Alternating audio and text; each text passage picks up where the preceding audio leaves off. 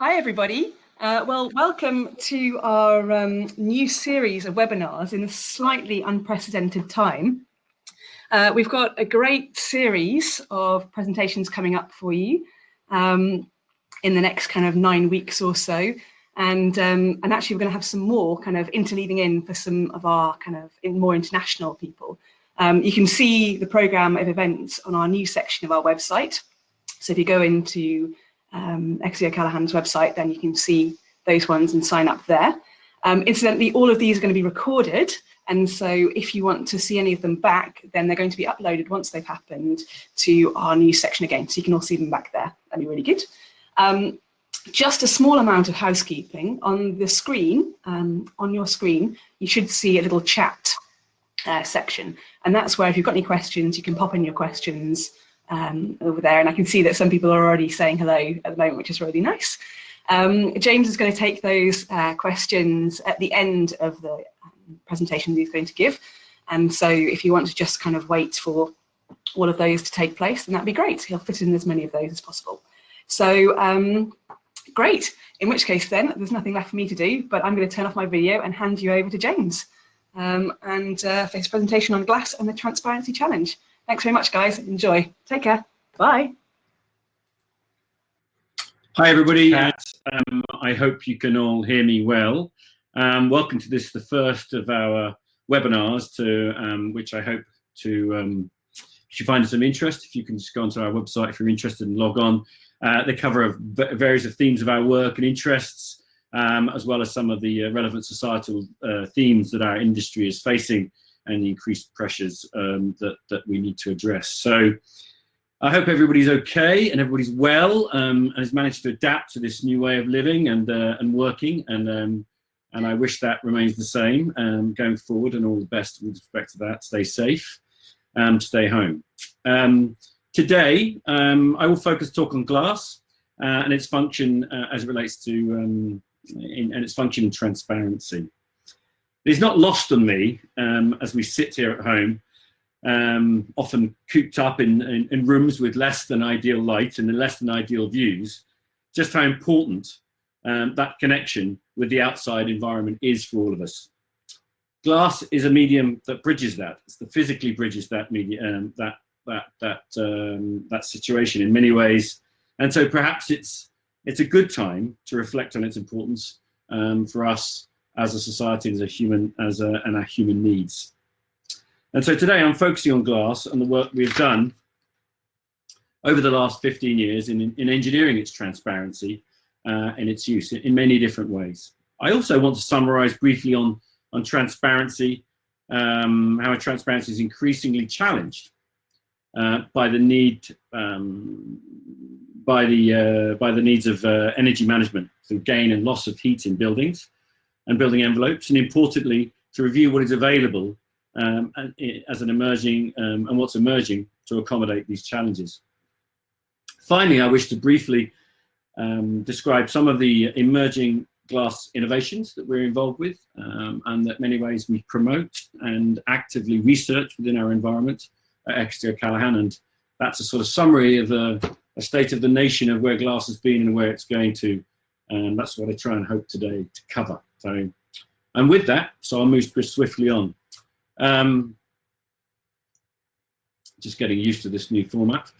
Our practice has been involved in structural engineering, facade engineering for 15 years. We've got a great deal of projects we've been lucky enough to work on spread around the world, and we've looked at many things in terms of taking and leveraging the research and innovation that we put into our work and applying that to the project we have. It covers a wide gambit of structural engineering through to detailed facade engineering and beyond that to research and even to marine applications and the like. So it's a pretty broad church. And of course, what I'm looking to talk to you about today is a particularly specialist area of that work as it relates to glass. And in many ways, it is that work that's enabled us to spread so widely over the world.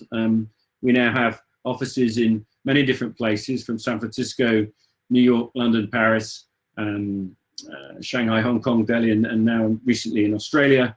And so, albeit that we're spread pretty thinly, we've managed to cover most of the globe in the work and many of the projects we have. So it's a very important part to us to engage with different cultures and learn different ways in which we engineer, to try and export some of the good things we do here and import some of the good things that other people do to the way in which we work here. So it enriches us. It's a very important part of our of the way in which people like to work with us, and we feel it makes us for a better, more richer environment to do so. So let's just talk about what I guess the very nature of this discussion today, and that's it is really about engineering, and of course in this instance it's about engineering with glass and potentially engineering that transparency. And it is, of course, in many ways this sort of three lines that really capture as a definition engineering itself, and in particular, for my interest, that idea about how we empirically can evidence that of innovation.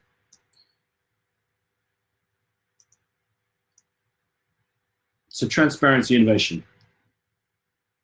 Innovation in glass engineering, it kind of, structural glass engineering, should I say, really started 20 or so years ago, maybe a little bit before it, in terms of some of the work that RFR and Peter Rice was doing, but certainly in my view, the most seminal works where glass moved from being a participant in structure to being the structure was really embodied by this project here at Keatsgroves by Rick Mather and Jewess McFarlane. Both Brian Eckersley and I worked with Tim McFarlane back in those days, and that's really how we were introduced to the subject of glass and the material itself. And this particular project was interesting, a small domestic house extension, but this idea of using glass beams and columns was pretty novel as a material, and it also wasn't really understood about how you would join those together. So a lot of what I'll talk about today is this idea that as a glass structure, glass is fundamentally a two-dimensional element, and to make it a three-dimensional building, we have to focus very much on the way in which we connect it together. So the nature of those connections not only is important in its engineering, but it's fundamentally important to the idea of transparency.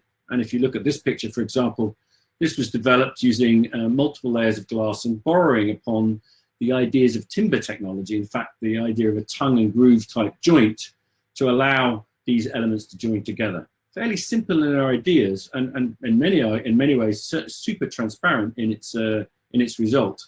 But without that sort of background or empirical knowledge at the time, it was about that kind of testing and innovation to achieve that. It went on to this project, which I think stepped further down the line a number of years later again, something engineered by Tim McFarlane, Jewess McFarlane and his team there. And it was taking those ideas of glass beams to a much more ambitious scale. This is an 11-meter cantilevering canopy. It's consisted of 4-meter beams, slightly reducing in length. And each one of those is connected via this particular connection he developed, which allowed the multiple transfer or the transfer of loads into multiple layers of glass. And without going into a great deal of detail about how that works, it was fundamental to be able to get that reliability in terms of the load path through glass, and to get that reliability is important to understand exactly the kind of local stresses that you get in the glass, which ultimately define how we design glass. It is those points of connection, coming back to that idea of connection, which ultimately dictate the nature of the structure, its behavior, and in fact the material, the amount of material that we need. So my work with glass really kind of exploded through the collaboration with Apple, and I met this guy Steve Jobs, who's obviously now sadly passed away a few years ago, a number of years ago now, and it was through his interest, I guess, through introducing glass into into a retail environment, very early days of the retail environment back in 2003, 2002, that sparked this level of innovation. And of course, he's been somebody that has pushed innovation in different areas, and fundamentally, outside of the world of the things that we know about, these ideas of communication devices and Apples and iPhones and iPads, he fundamentally was interested in questioning things and questioning how things worked and why they worked the way they did. And the glass industry at that time was something that he felt through development of ideas and the use of glass was an area which could be challenged in that respect. And I think he was absolutely right. And it was through that patronage and through that sponsorship that we were able to, over the last 15, 16 years, been able to push the industry significantly and develop those ideas and in fact shift the dial with respect to how glass engineering is done. Now, just to put this in perspective, this all started when this was an up-to-date piece of technology. So yeah, this now looks archaic and probably in most cases does actually belong in a museum. But right then, that's when this started. So back in 2002, 2003, this project on Green Street in Soho, a very simple refurbishment of the building, and the architects Bowling and Swinsky Jackson were challenged with the concept of developing a retail store that had certain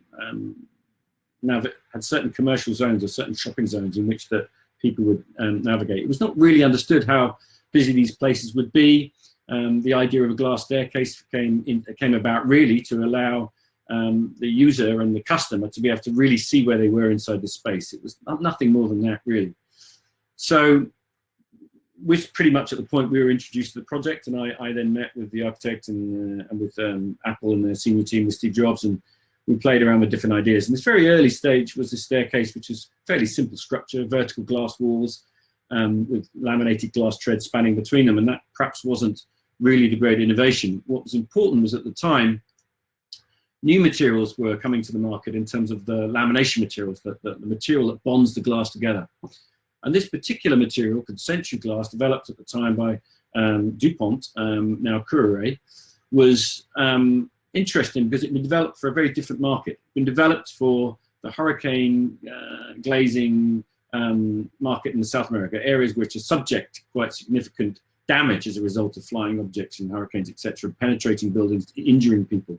This particular interlayer was such that should you get a multiple failure of glass, laminated glass, then objects wouldn't penetrate it and therefore people would be safer.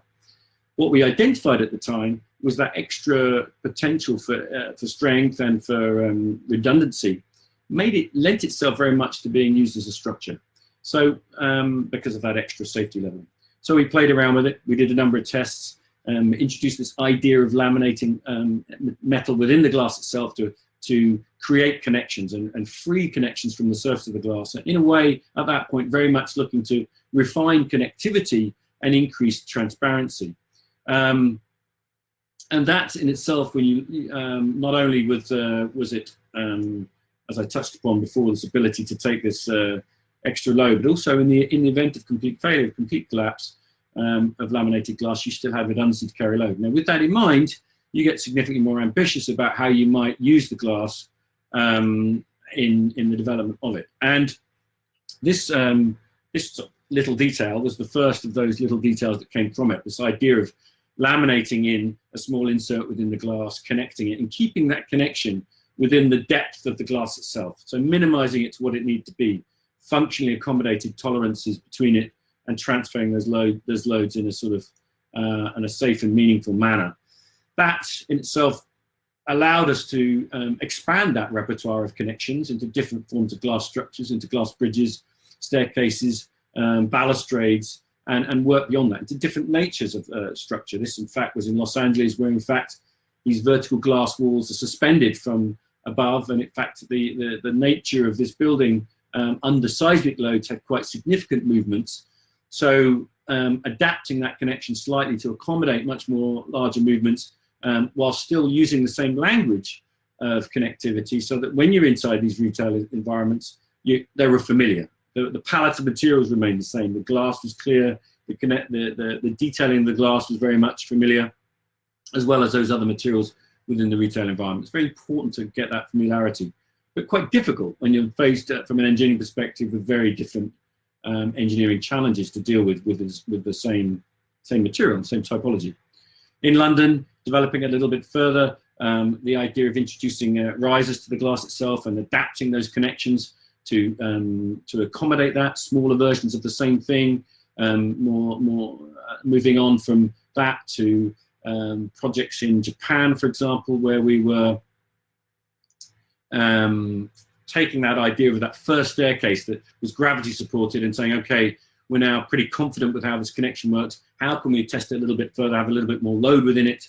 And in this instance, this clear staircase spans from top to bottom, and each one of these separate panels that creates the beam is connected via that insert connection that we've developed, allowing that transfer of load and tension and compression forces between the top and the bottom of the beam. Extending that further, here an example of that was in Beijing, where in fact this much longer staircase, rising over 5 meters in height, needed a series of separate panels, and those separate panels were connected by a insert laminated within the middle layer of each glass, which in turn could then be connected to a stainless steel hanger, which transferred that load up to a supporting structure above. So each time, a little braver and a little bit more demand on that connection and that typology as we work through each one of these types of staircases. In Osaka, exploring the first time in which we had to deal with a staircase that geometrically needed to be circular as opposed to in a straight line. Of course, a very different set of problems involved here. We were the introduction of chemically tempered glass that allowed the glass to be multiply laminated in more than 2 layers in a way in which we could accommodate the tolerances of curvature. The chemically tempered glass having great high strength, but also having a lot more clarity, so that curved distortion that we normally see in thermally tempered glass can be reduced somewhat. Again, completely similar set of connections and connectivity, but dealing with a very different set of forces. Now the lateral forces are accommodated, again, fairly significant seismic zone, are accommodated by this combination of these connections between each panel, but also by the handrails. The handrails themselves act as reinforcement to the whole staircase itself. So each time, as we were evolving, looking at different ways to take a little bit of each innovation in that connection, expanding it or developing it, both in different types of glass use and glass staircase. That singular staircase became a double staircase, in which case, we were looking at much larger loads being supported by cantilevered beams through the center of a stability core. Beyond that, taking the next step, which was very much about that journey towards transparency and respecting the quality of the surface of glass, and taking those connections and starting to laminate them completely within the glass itself. So in this instance, you can see on the vertical piece supporting the horizontal piece, which is a glass tread, that vertical insert, or the insert, is now laminated within the body of both pieces of glass. So the reflective surface of the glass is protected. There is no penetration. The holes are, and this is an instance very difficult to photograph, but in this instance you can see how these elements are then laminated into the glass itself. And working with CDAC or Sealy at the time in developing a lot of these ideas, this particular piece, this is in fact within CDAC's factory in Germany, when in fact they've managed to, at this point, and we'll talk a little bit about this in a little while, about the scale of glass, but this piece of glass, for example, is 15 meters long. It is the side of one staircase that in fact includes all of the connections, which are a little difficult to see, but all of those embodied connections for every single stair tread is within that prefabricated piece of glass, resulting in this staircase in Hamburg, where you can see that how it manifests itself. You can see the image of the staircase where none of these connections come through to the surface itself, and the bridge similarly has and that nature of the connection has changed with that, and all of the handrails. So each time, step by step, innovating, pushing that research as we understand more about the material itself. This in fact is in Soho in New York, which was the replacement of that very first staircase I showed you in that first image. And you can therefore, we're taking away material, we're making it more transparent in doing so, refining that connectivity each time. But it doesn't, it doesn't happen. It doesn't happen in one go. It's a journey to get there. And this is, I think, a great example of some of the work that Foster and Partners, when they were starting to work, were introduced into retail, really brought to the fore, really pushing some of those ideas further and challenging us further in how we might embrace more with less. And I think this is a great example where, taking that idea that you need an envelope or a facade to a building, or in this case a retail space, and using the staircase not only to brace that facade so that you don't need any mullions or any support to it, but also enabling us to use that facade to support the staircase itself. So maximizing that transparency by not needing that additional element of stringers or beams or anything, or mullions, and maximizing everything that we have there to be able to use in that case. Extending that further, in this case, in China, in Guangzhou, to a facade that in fact has 14 meters in height, and this staircase itself, every single one of those connections is laminated within to that piece of glass, supporting all of those treads and all of those people. Again, no need for any vertical mullions on a 14-meter facade is a pretty remarkable achievement, which it comes only by using the things that are available to us there and adapting for that, adapting our engineering technology and connection technology to suit. So each time, this is again, this is a project with Foster & Partners where refinement further of that connections. In this case, linearly aligning into the nature and the geometry of the stair tread itself, making the whole connection calmer, more in line, and perhaps in that way, in many ways, more transparent in its nature. You can see here how that's manifests itself. So over time, you can see how the development of that through both fabrication understanding, through engineering understanding, through testing, through data, through our ability to be able to analyze more with less. The power of computing over that time, of course, has made a big influence in understanding about how we can model the behavior of these things and validate that through empirical evidence. But that is essentially the importance of, and that is the importance of the depth of engineering and of innovation in engineering. So I think that's important, that with glass, it is about the detail. It is the detail that your eye picks up on. It's not really the glass itself. The glass, to a greater or lesser extent, is the transparent element, but your eye is very much drawn to the way in which you draw it together. So the success of any glass structure is fundamentally about the quality of that detailing, the essence of that detailing, or the absence of that detailing in itself.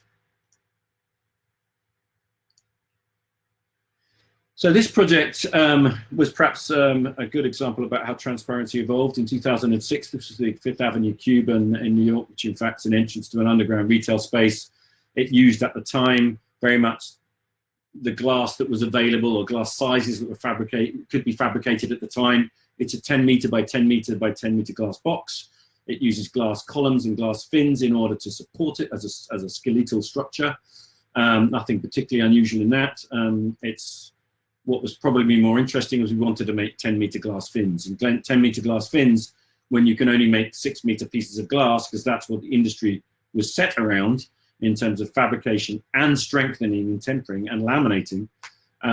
We developed with BGT and Sealy at the time, the ways in which we could develop, we could laminate 6 meter pieces to 4 meter pieces and sort of cross laminate them like timber, like plywood in many ways, to get a consistency and integrity in the overall element. And we used autoclaves from the aircraft industry rather than the glass industry, because the aircraft industry had big enough autoclaves.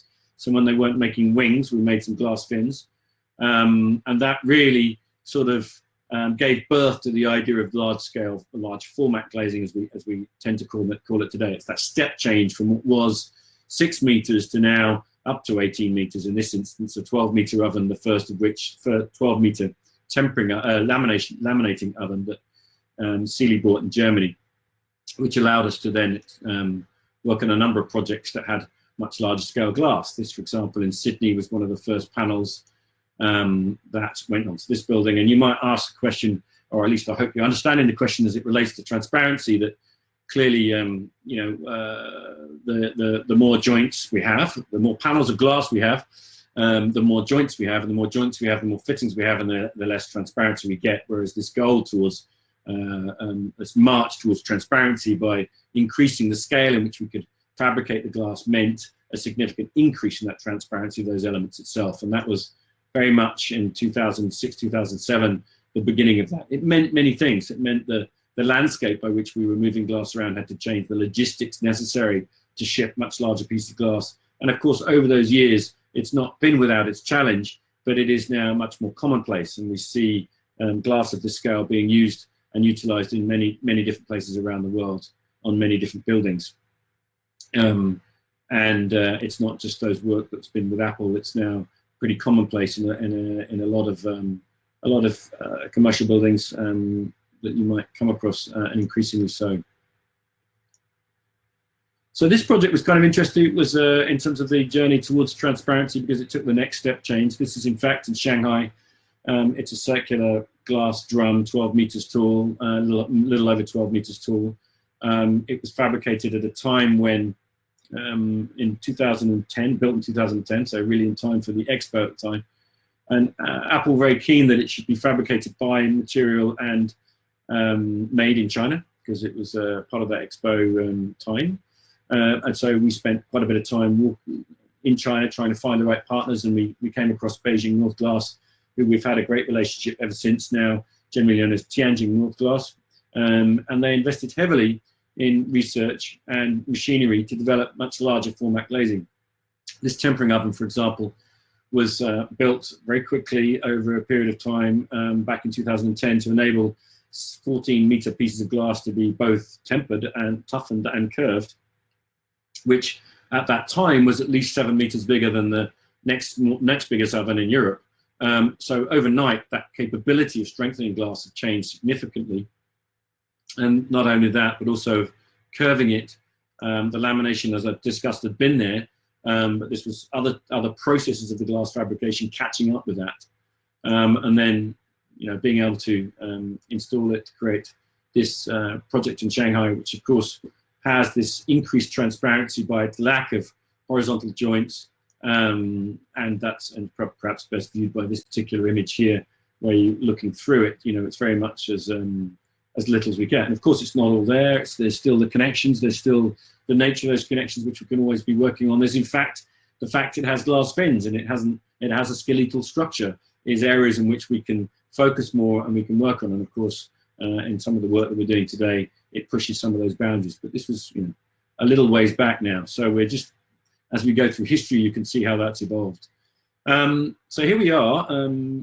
2000 and on the left was this glass cube in New York, 2006. In 2011, we had the opportunity to build it again and use and embrace a lot of that technology we developed, both in terms of and been a part of that larger scale format glazing, the development of those connections, the internal lamination of those connections and the like. And here you can see perhaps a marked interest in that increase in the transparency of it, and this, and also this integration of each of those connections. So taking those connections which were typically on the outside of the glass, integrating into the middle of the glass, meant that we could keep that reflectivity of their surface and really dematerialize as much as we possibly could the connections themselves. Because if you need them, as I touched upon, then they need to be good. And they need to be really well considered as it relates to the glass itself. This was the version in 2006. It had 90 panels of glass and roughly 250 or so fittings that are holding it together. And of course, in 2011, it was distilled down to only 15 panels of glass, and consequently a significant reduction in the number of connections needed to make those 15 panels of glass stick together. And with that, the increased transparency. So as I've touched upon, it is the details that make the design, and beyond, and from that, it's increased in scale. We're now looking at panels of glass that are 18 meters. This is in Hong Kong, for example, which I think still are some of the largest in the world. At 18 meters by 3 meters or so, you can get a good idea from the scale there. And with Foster in Hangzhou, in Westlake. Changing the typology, looking at more stronger structural adhesives in this instance to connect the glass fins to the glass panels, distilling that and calming that connections down. In San Francisco, utilizing very large opening doors to create an inside and outside environment, a community spirit between the inside and outside of this retail space. And in fact, using these glass doors, these big frames of these glass doors, to leverage the stiffness of those to allow us to eliminate the need for any vertical mullions in between the panels. So in fact, whilst the frames have a certain dimension to them, it meant that we could reduce the amount of structure needed to support the glass itself. So over time, there's this evolution of scale, of size of glass, which of course has had a bearing on how we consider transparency. This project in Istanbul perhaps is interesting because it really does take that idea of glass down to to a structure, really, more than anything, distills it down to its very, very minimal amount, where in fact everything that's participating in this, ultimately in this element, is part of the structure. We looked at glass structures to support this on 4 simple glass sides, 10 meters by 3 meters. We looked at a glass roof that would accommodate that. It's very difficult with glass spanning and that kind of heat. We didn't really want to consider beams, which we looked at, glass beams, etc., all of which kind of took away from the simplicity of these 4 sides and ultimately what we wanted as a roof. And so with that, and with Foster & Partners, we looked at different materials, and they have a great resource in terms of their material library and some of the things that they've worked on, and we sort of borrowed upon sort of high-tech composites and started to look at those and how they might participate in the structure, as they have done in the sporting world and sporting that kind of area of high demand on the materials themselves. So very simply, 4 glass sides, and then this composite glass roof spanning 10 meters, only 50 millimeters at the edge and 175 millimeters in the middle, with no beams, creating this very simple structure where everything is participating in what it needs to be. And it kind of ends up in this kind of structure that isn't really a structure, it's just these 4 or 5 elements creating this kind of very purist structural form. We took that idea, and I mean, you know, over time you can see how this was kind of marching towards this idea of what does transparency become, and we were really thinking about along these lines, you know, where can we get to, and where might that take us? And this project came along, a pretty important project for Apple, for us, and for Foster & Partners, and we were a part of this journey in many different ways. It's a huge project engineered by Arup with Foster & Partners as architects, reputedly more than $5 billion in cost. Who knows, but it was certainly ambitious by anybody's imagination.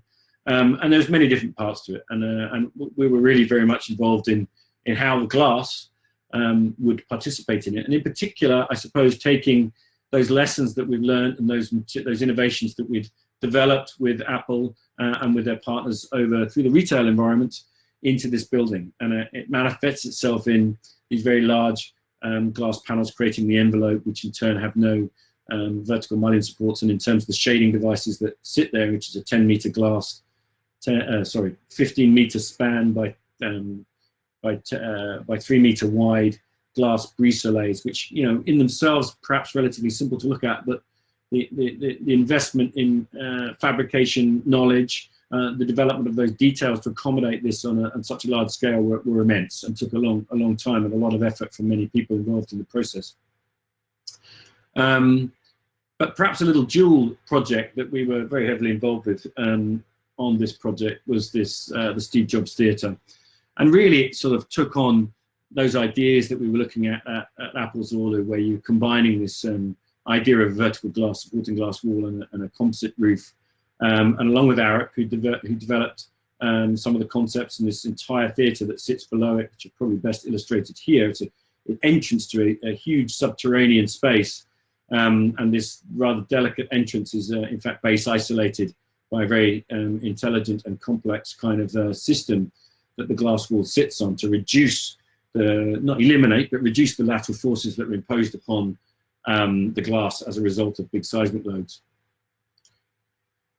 So a very simple idea. You know, you might have thought about putting columns into it. We were very interested in not putting columns into it and exploring what that meant. It's a 60-meter diameter glass building, and we looked at taking composite engineering again, slices of triangular composite elements fabricated in Dubai, which is in here. You can see like little pizza slices, essentially, constructed on a frame adjacent to the glass, which you can see in the background, covered up, and in fact lifted in one piece and put back onto the roof of the glass. And you can see here, the final result is these 44 6-meter tall glass panels, each one of them with a silicon joint of approximately 25 millimeters, a little bit less than that, 22 millimeters between them.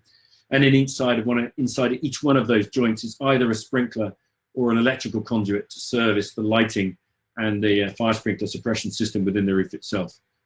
So it resulted in this incredible space, incredibly transparent, open, clear space, which of course has been very successful. And within that, some very interesting ideas about transparent elevators. This in fact is a circular elevator. You enter one side and it rotates 180 degrees and delivers you at the other side of it. And of course the complexity in getting the tolerances of all this, these rails and the expression of these rails, because nothing is hidden, it's all exposed, was a very important part of detailing that particular element. So over the years and through that time, we were working with Apple on the various things. We managed to work through these different pavilions, if you like, and exploring different materials and different typologies of connection between them. And we just amusingly found that they all managed to fit inside the last one that we did. And since then, exploring beyond those, in many ways similar ideas. This was in fact recently finished in Chicago with Foster & Partners, and it really exemplifies how we have this this space which is very much an outside plaza in which this store encapsulates a space for retail, but very much blurs that boundary between inside and outside. And that was a very important part of the architecture here and the urban realm. And in doing so, clearly the most least invasive glass envelope was important, and we managed to achieve that with these glass panels, which are 12 or so meters tall. And in fact, again, we could do that without any support structure itself. And you can get an idea about how that envelope dematerializes within that space itself and achieves that from these images. So transparency, and I talked about the fact that that light itself and transparency is challenged very much by the need to manage energy through our buildings. Of course, that's a very important part of how buildings become more sustainable operationally. We need to use less energy in them. They need to become more efficient in doing so. And there's, of course, a huge amount of work that we're all doing in that area. But in terms of glass, how does that, and not even facades, but particularly in glass, how do we manage that? How do we manage that interface? Because without managing that interface, we're in danger of losing the quality of light. We're in danger of losing the amount of views that we have in order to make buildings be operationally sustainable. So there's a big challenge for the glass industry and us as engineers and architects to think about how we're using glass, how to develop glass, and what technology, very importantly, can be leveraged to maintain the quality of light and the quality of views that we all hold so dear. So, of course, without going into this in great detail, there's a huge amount of technology that varies from solar control, so reducing the amount of solar energy that we get through glass, through shading, and then through more dynamic means, which is things that are a bit more intelligent relative to the state of energy that they're seeing. We at EOC, we build a very large database of this material, of these technologies. We study them, we understand what the market is and what's doing what and where it is, and then we try to insert ourselves where necessary or where we can to develop those research themes. But we summarize it so that when we're looking at projects, we're looking at the advantages of different technologies, and we keep very simple metrics about how this works. And then when we get to the ideas that might be suitable for a particular building situation, then we can look at those in more detail about how they might actually be formed. But architecture plays a big part, right? I mean, it's very much the more glass we want, the more let's put it a different way, the more light we want, the more views we want, and perhaps therefore the more clearer glass we want. We can also think about architecture, the way in which the building is considered, its orientation, its nature, its, in this instance, very large shading elements, then therefore significantly cut down the solar gain within the glass, and that allows you to have much more transparent glass. It's very much the play between both. You can't have one without the other. At the same time, if you're going to need a certain amount of solar control, then there are coatings that are widely available. Coatings are great. They do great things in being able to reduce solar gain and keep heat in the building in place of low emission coatings, low E coatings. But of course, they have a compromise to an extent on the visibility and the light transmission that goes through it. That's inevitable. And they're also static. So they're also in a situation where they're solving a problem, perhaps a worst case problem or a problem that isn't always there. And I think that's where we need to be thinking more about transparency and more about the performance of buildings.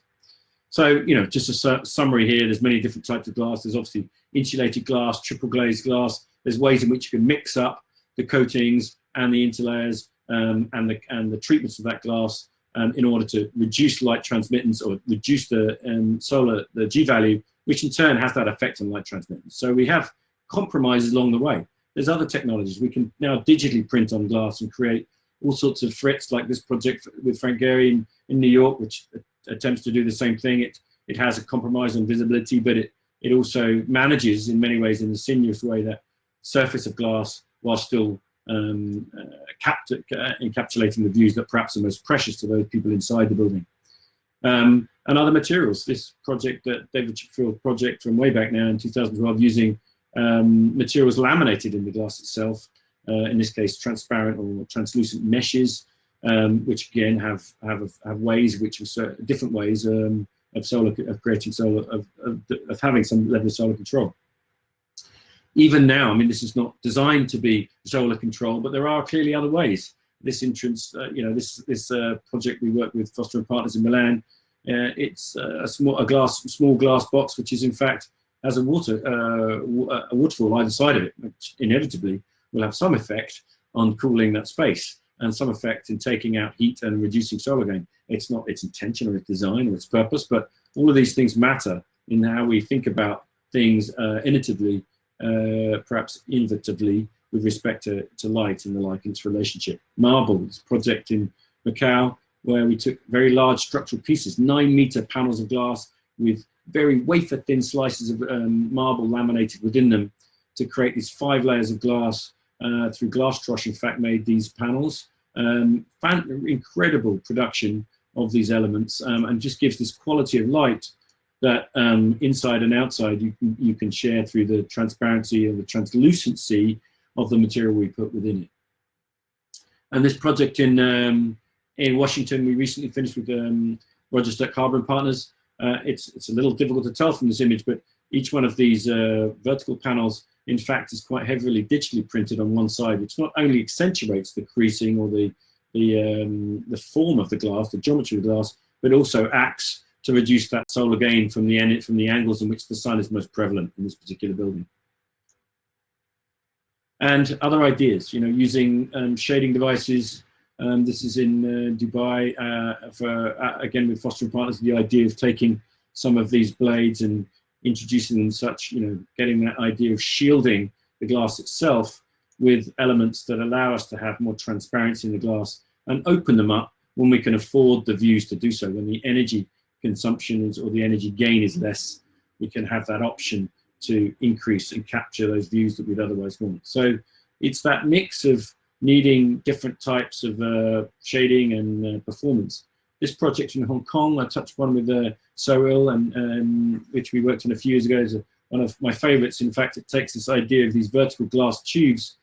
There's about 500 of them wrapping this belt of the building. This large development by New World Developments and KPF being the architects for the overall building. This little museum that's housed within it uses the 1-meter diameter glass tubes, which in fact in many instances are a closed cavity facade. So you can't access these tubes. So in fact we blow very small amounts of air through them, which keeps them clean because you can't access them, clean them, but also increases the thermal performance of the envelope itself. So you get this ring of glass around the whole building, which in fact, not only adds to its architecture, but it has this kind of real performance in itself. And dynamic glazing today is really where things are perhaps showing a little bit more intelligence about, that selectivity. reacting to the way, in fact, that we, when we need to manage that energy control through the buildings more and more, static glazing, obviously, as I touched on before, it does the job in many cases and allows us to have larger glazing and control that energy. But of course, it's very static, so it doesn't have the dynamic range that can let light in and when we want it to, and let views out when we want to do, and react differently when it doesn't. So there's a lot of technology, electrochromics you may have heard of, thermochromics, microblinds, liquid crystal. It's a huge field that's emerging around different areas of technology, and some of them are very interesting. This graph's a little crazy, but if you look at all these little dots, these represent static coatings. So if you select a static coating, it'll give you, whichever dot that is, it'll give you a G value of 0.5, for example, and it'll give you a visibility of 0.6, for example. But these lines here, which represent dynamic control, means that you can vary that G value relative to light transmission. And of course, that's fundamental in having selectivity. So we can let light in when we want to, and we can let views in when we want to, by controlling that. Merck, for example, have a liquid crystal version, which is kind of interesting in that you can vary and you can change the color of that liquid crystal a little bit like your TV. So you can get a complete gamut of coloring from neutrality to whatever you wish, as well as scattering light for glare control, as well as reducing light gain through solar control. So it's this is in production. You can buy it today. It's and it's increasing in scale. It's increasing in use, and of course it has that. It's not always appropriate right now, but I think more systems associated with that dynamic control will be more important for our future. So whilst at that point, which I thought I'd touch upon a little bit about some of the future transparency things that we're looking at, and that relates not only to envelope itself, but also those ideas of connectivity. So it's a wider transparency in the wider range. Now, when I'm fortunate enough to be working with the Department of Architecture in Delft as a professor of architecture, architectural glass in that department, and it's a relatively small chair, but what we have within that is to extend, and the ambitions of that department within that chair within the department is to extend research in all forms of glass. So that's the material itself, and how that material is in fact deployed and used within the built environment. It's pretty wide gamut, but these are some of the ideas that we're looking at. So from materiality to energy and activated glass. So thin glass, a lot of people talking about that. iPhones, it's the glass you find on your iPhone. It is, despite the fact you may have broken your iPhone a few times, a very strong material. It's about twice the strength of steel in terms of its breaking strength and its tension capacity. But it's very thin, and it's made in a very thin way because of the process of fusion glass in which it's made, which is I won't go into right now. But the result of it is very thin glass, very high strength glass, and finding ways in which we can use it in architecture is interesting because it doesn't really replicate that of a window. A window needs is of a certain scale. It's not the size of an iPhone. It's generally of a certain scale. That stiffness is important. So we've been looking at ways in which we can turn that on its head and say, well, if stiffness wasn't important, what would you do with material? So perhaps it's be used in ways in which you would use it for its flexibility, perhaps starting to think about ways in which we could eliminate activated hinges and mechanics in facades themselves, and leveraging its stiffness to allow buildings to breathe, to create that natural ventilation oscillation effect through the skin itself. We're also looking at ways in which you can join it together and enhance its strength by its form. If we take very thin glass, we can bend it a lot into something much stiffer, then we can make structures from it. So this Pavilion, which we're developing right now with Precursor and AGC in Spain, is, and hopefully have it displayed in glass tech, should that go ahead at the back end of this year.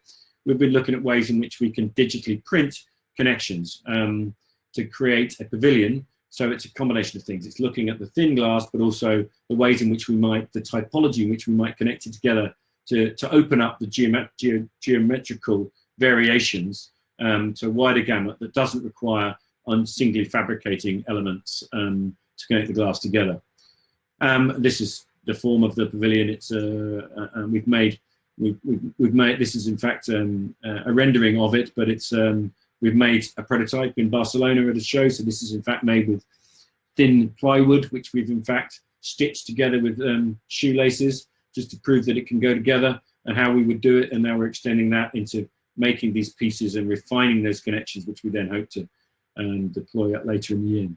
And other aspects of thin glass, which I think are interesting, is how we can use it to create two different types of ideas. One of which is to create very thin insulated units, which might have a role in replacing existing monolithic stock of glass in buildings right now, historic buildings, heritage buildings, where putting double insulated or double glazed units in is not really feasible, but without having to necessarily change the infrastructure of those window frames by using a very thin insulated unit with very thin glass. So there's something we're doing a lot of research on right now and looking for funding on, and also the idea of using glass with acrylics, with polymers, in which thin glass can act as a veneer, resulting in much thinner, lightweight glass in itself. So this idea of reducing glass weight, reducing the amount of glass we use, and therefore reducing the amount of weight and creating a more sustainable approach to many glazing applications. We're looking at connections, looking at the ways in which we can find more transparent connections. These are some of the things we've been doing in the last 2 years with TSSA, which is transparent structural silicone, which is a higher strength material, which enables us to get that gets close to the kind of load-bearing capacity that we need for structural engineering with no metallic connections whatsoever. So there's just a couple of examples of where that is going and where we're trying to take that, looking at different elements that in fact are completely transparent, materials that are completely transparent that we can marry with glass itself in all of its connections and develop its connections is something that's still in that realm. And cast glass, a little bit of a acknowledgement to, or big acknowledgement to Federer and Telesia at TU Delft, who have been studying the use of cast glass for the last 4 or 5 years, and they've had some very great successes, and they are extremely passionate about this material and where it's going, and I'm equally passionate about where they're taking it, and it's really interesting. This particular project, you may have seen the Crystal House or Chanel project in Delft, in Amsterdam, should I say, which was entirely built a structure of transparent glass, cast glass as its facade, which comes with its complexity and it comes with its cost, all of which are issues that relates to how you develop this technology. And one thing that's particularly interesting, what they've been doing, is taking recycled glass, and this is where I really think this is it's got a great deal of future, is taking anything from glass. I mean, literally any form of glass, from oven doors, microwave doors to bottles to everything, and distilling it in itself into a cast glass element. And that's what they've been doing. So these are just some examples of what the kind of materiality that you get from those different melts of glass itself, from beer bottles to car windscreens, all of which is very fascinating and creates its own sort of interest in itself. And then melting that into structural elements, testing how that might work relative to pure glass elements, and how that might find its way into engineering and into building itself. Creating building blocks. I mean, this idea of taking all of that recycled material of any form of glass and ceramic into something we can then rebuild from is the ultimate story of that circularity, recyclability. And that idea of, they have this here, these interlocking blocks, is exploring ways in which you can take those blocks, join them together to create units, I think is a truly fascinating and interesting way. And they've taken that a little bit further, digitally printing molds, so we can then use glass in a way that it's where it's needed. So looking at ways connections might be, that glass happens to be where we need it to be, and using that as a molten material. And the other stream there that's currently, I think, very active is this studies of glass structures and using glass itself, glass tubes in particular, those generally sponsored by SHOT, and how we can integrate more and more to create these elements in more transparent trusses, more transparent structures, how we can digitally print elements to connect them together through additive manufacturing. And perhaps lastly, this project in London, which came to us really because it was the idea of putting a glass pool between two buildings by our associates and Hal Architects, Hal Curry at the time, and we were very interested in how we would approach this. And of course, glass didn't end up being the answer for many of the reasons I hope you've understood today. Perhaps the number of fittings and the way in which we think about it was not the right answer. So looking outside of glass as a material, and in fact concluding that acrylic was the right answer, was where we landed, and then looking at the ways in which we could get the kind of forces and scale of this, 12 meters by 5 meters, and each panel is 300 millimeters or slightly less in many cases, joining together to create this very large waterborne swimming pool, which will be finished later this year. So if we all get out of this situation we're in right now, we can all at least go for a swim. Well, I'm not sure I will, but you can. You're welcome if you like. Thank you very much. I hope you found that interesting. I covered a lot of ground. I'm sorry if I took a little bit longer than the 30 minutes allocated, but I hope that was that's of interest. So I can now see if there's any questions. I suppose there's probably quite a few. I don't know if Kat might want to step in and help me with this bit, but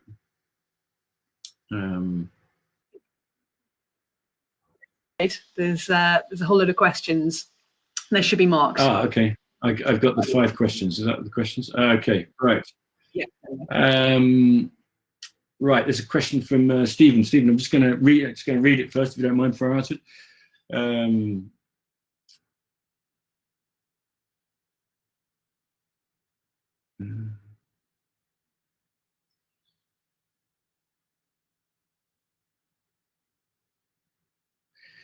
Yeah, I think.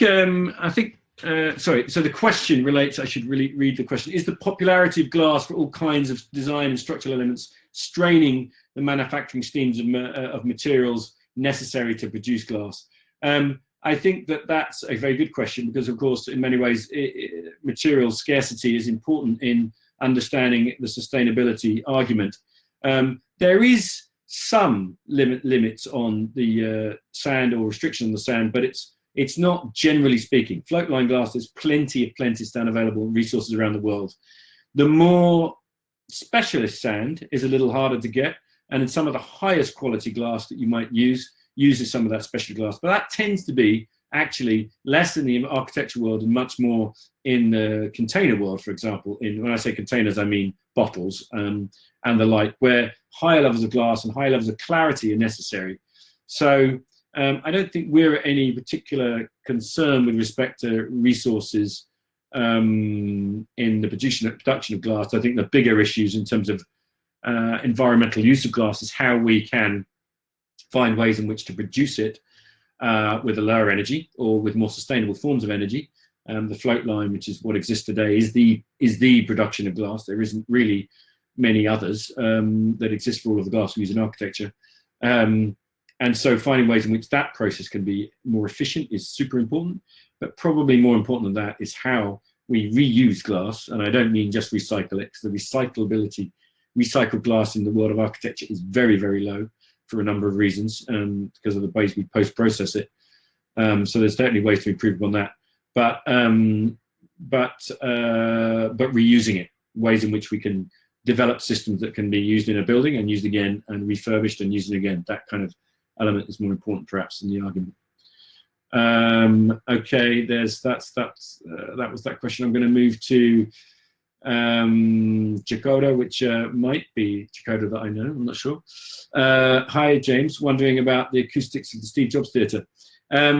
Yeah, I think to be honest with you, I've never been in it with lots of people, but I understand that when it's a busy crowd within that space, it can have some reverberation, but a lot is dealt with by the fact that it's got a very high performing acoustic ceiling.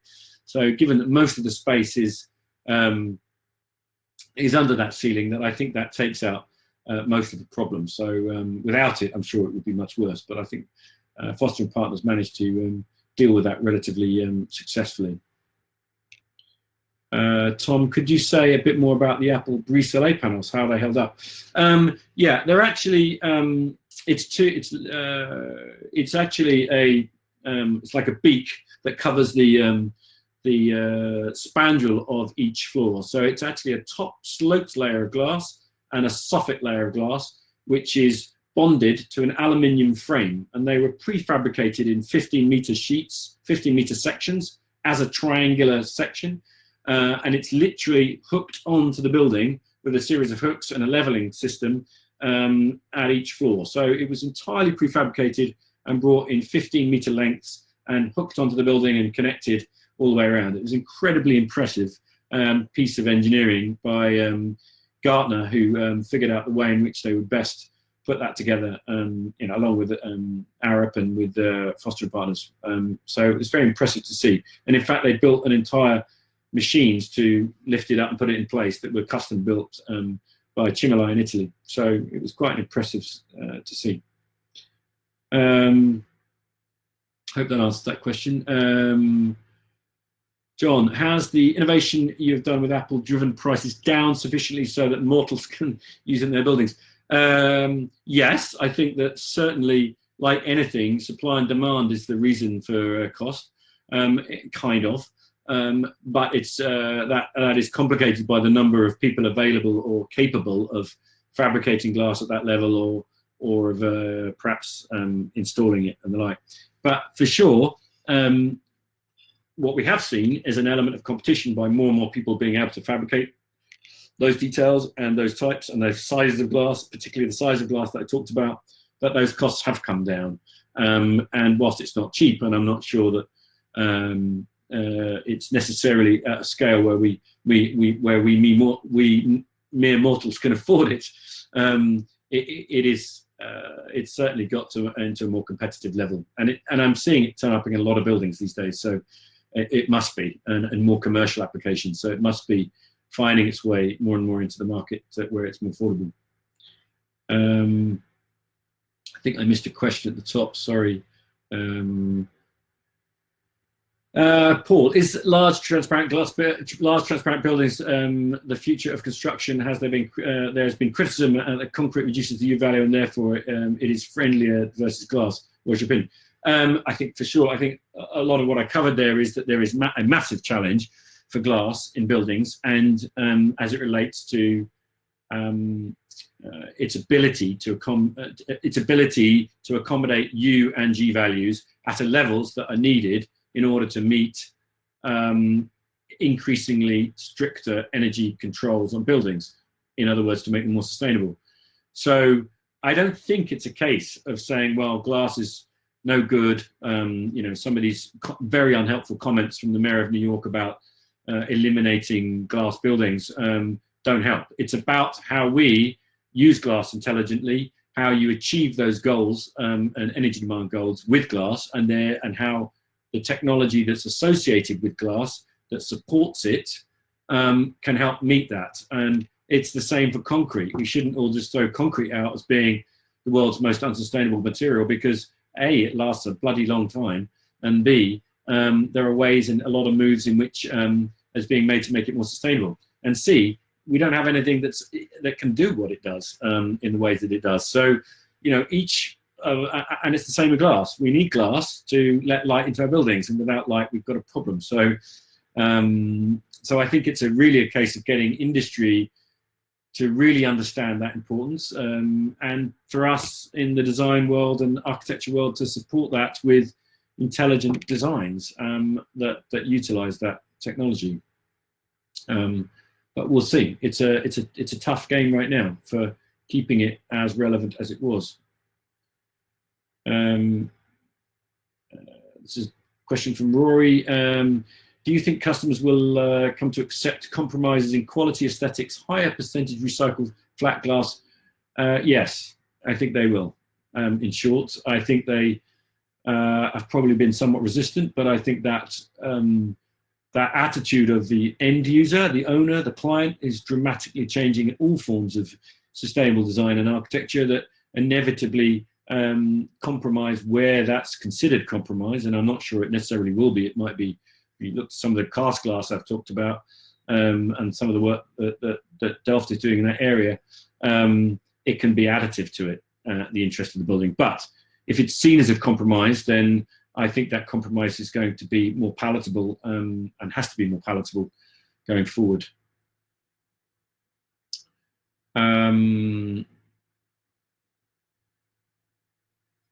Anchor has asked whether it's wondering if there's a sustainable solution to use that amount of glass in a hot and dry climate.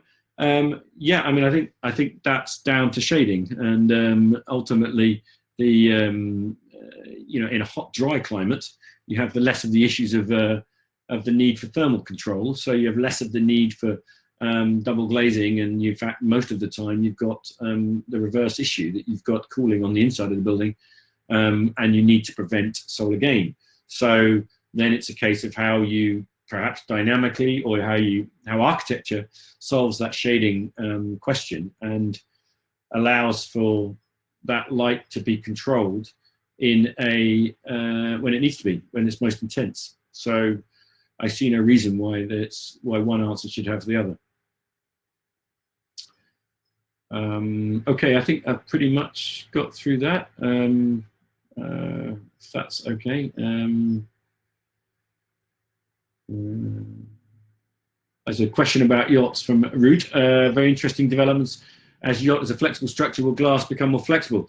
Well, we've done quite a lot of yachts, and actually it's not so much about the glass being flexible.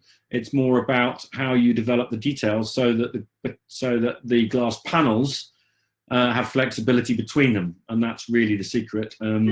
And that's just detailing. I think that I was quite surprised when I first went to work with the yacht industry how that was not so much understood, but it's very much understood in buildings, because buildings move a lot too, particularly in high seismic conditions, and we have to accommodate those movements through detailing.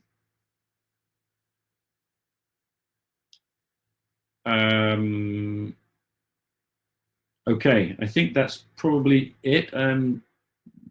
I've certainly gone over an hour here, so I don't want to hold you guys up anymore. So thank you very much for those who left, all for listening, and I hope you found it interesting. And please join us for our future webinars every week, every Wednesday for now, and perhaps, well, certainly whilst we're all locked up, but perhaps well after that, if it proves out to be interesting and people have an interest, then please let us know, share that with us so that we know what's interesting. Thank you. Absolutely, I second that. Thank you very much indeed, guys. Remember, if you miss any of them, and if you'd like to watch this one again, let us all know, and you can look on the on our news section of our website. So if you go to the Eckersley O'Callaghan, as you can see on your screen there at the moment, you can see it on the news section of the website. Brilliant. Hope you've all enjoyed that. Thank you very much to James, and have a lovely evening. Thank you very much indeed, guys. Take care. Bye.